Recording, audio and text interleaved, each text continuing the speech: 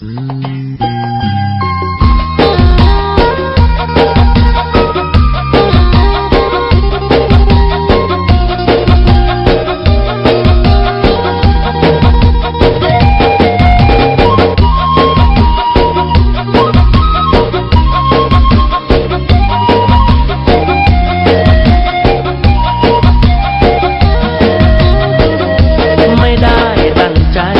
่จะเจ้าชู้กับใครไปเรื่อย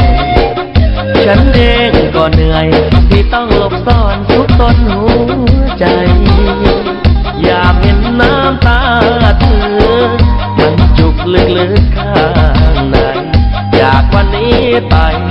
จะอยู่ในโอวาทคนดีเพราะที่สุดแล้วเธอคือยอดหญิงที่ใจสยบไม่เคยจะคบกับใครจริงจังเหมือนเธอไม่มีบ้างบางเวลาที่ความเหงาไม่ปราณีเธอทำไม่ดีแต่ไม่เคยคิดหนีเธอไป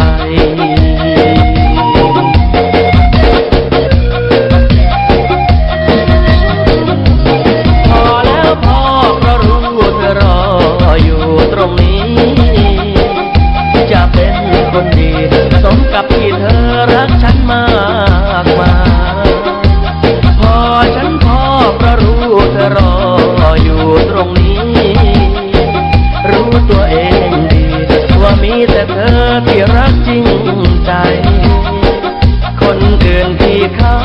มาคิดท่าทางเอาแต่ได้ขอโทษจากใจที่ทำให้มีน้ำตาไม่ได้ตั้งใจที่จะเจ้าชู้กับใครไปเรื่อยรู้ว่าเธอเหนื่อยจะรีบกลับบ้านให้ตรงเวลาจะซื่อสัตย์กับเธอเลิกไปเล่นหูเล่นตา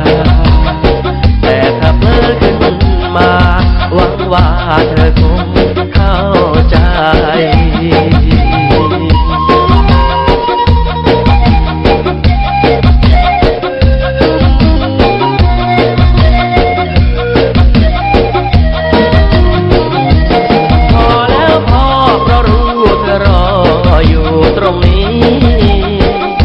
จะเป็นคนดี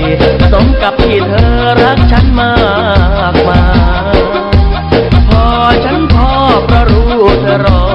อยู่ตรงนี้รู้ตัวเองดีว่ามีแต่เธอที่รักจริงใจคนอื่นที่เข้ามาคิดท่าทางเอาแต่ได้ขอโทษจากใจที่ทำให้มีน้ำตา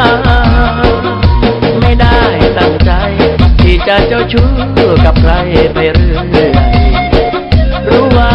เธอเหนื่อยจะรีบกลับบ้านให้ตรงเวลาจะซื่อสัตย์กับเธอเลิกไปเล่นหูเล่นตา